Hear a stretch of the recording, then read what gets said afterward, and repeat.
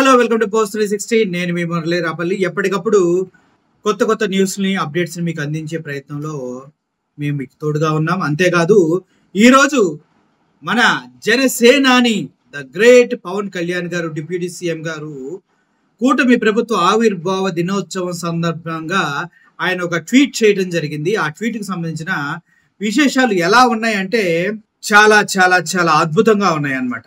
ఒకసారి ఆ ట్వీట్కి సంబంధించిన విశేషాలు మీకు తెలియాలనుకుంటున్నా. పవన్ కళ్యాణ్ గారు చంద్రబాబు నాయుడు గారిని ఎంతో ప్రేమించి వాళ్ళ కూటమిలో ఉన్నటువంటి పార్టీకి ఆయన పెట్టినటువంటి శుభాకాంక్షల ట్వీట్ అనమాట ఇది. అయితే ఎవడ పార్టీ ఎవడ లాక్కున్నాడు, ఎవడ ట్వీట్ చేస్తున్నాడు అనేది ఇప్పటివరకు ఎవరికీ అర్థం కావట్లేదు. అది నందమూరి తారక రామారావు గారు స్థాపించినటువంటి టీడీపీ పార్టీ.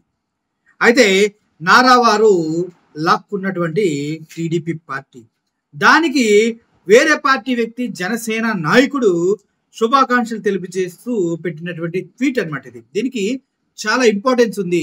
దీని గురించి క్లియర్గా మనం మాట్లాడాల్సిన అవసరం ఎంతైనా ఉంది. ఎందుకంటే అత్త సొమ్ముడు అల్లుడు దానం, అల్లుడిది కొడుకు దానం అన్నట్టుగా ఉంది అవార్. సో పవన్ కళ్యాణ్ గారు ఆయన పర్సనల్ ట్వీట్ ఇది.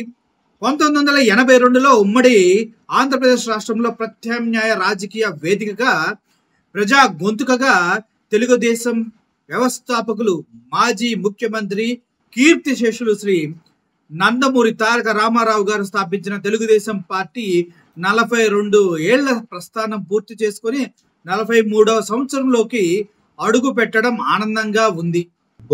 అప్పుడైతే గొంతు ఎత్తి మాట్లాడినటువంటి పార్టీ అంట. ఇప్పుడు ఎవడైనా గొంతులు ఎత్తి మాట్లాడితే వాళ్ళని తీసుకెళ్లి జైల్లో పెడుతున్నారు పాపం, సేమ్ పార్టీకి సంబంధించిన వాళ్ళు. అది మాత్రం మాట్లాడరు ఎవడో కూడా. ఓకే, కానివ్వండి, చూద్దాం.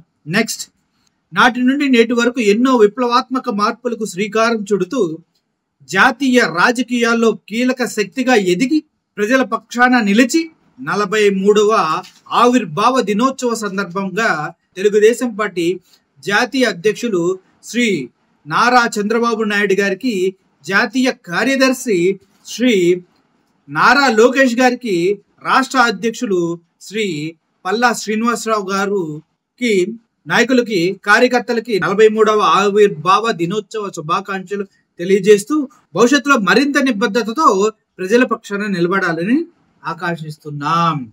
ఏంటి సార్ ఇది, నాకు అర్థం కల. నారా చంద్రబాబు నాయుడు గారికి నందమూరి తారక రామారావు గారి పార్టీ ఎలా వచ్చింది అనేది మాట్లాడాలి కదా ఇక్కడ మీరు.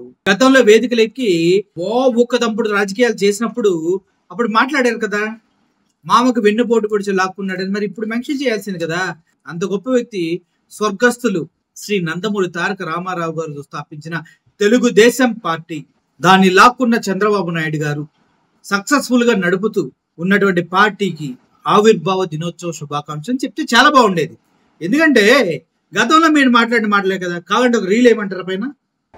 ముఖ్యమంత్రిగా నిజంగా సహజంగా సొంత మామగారినే, ఎన్టీ రామారావు గారినే ఆయన్ని దింపేసిన వ్యక్తి.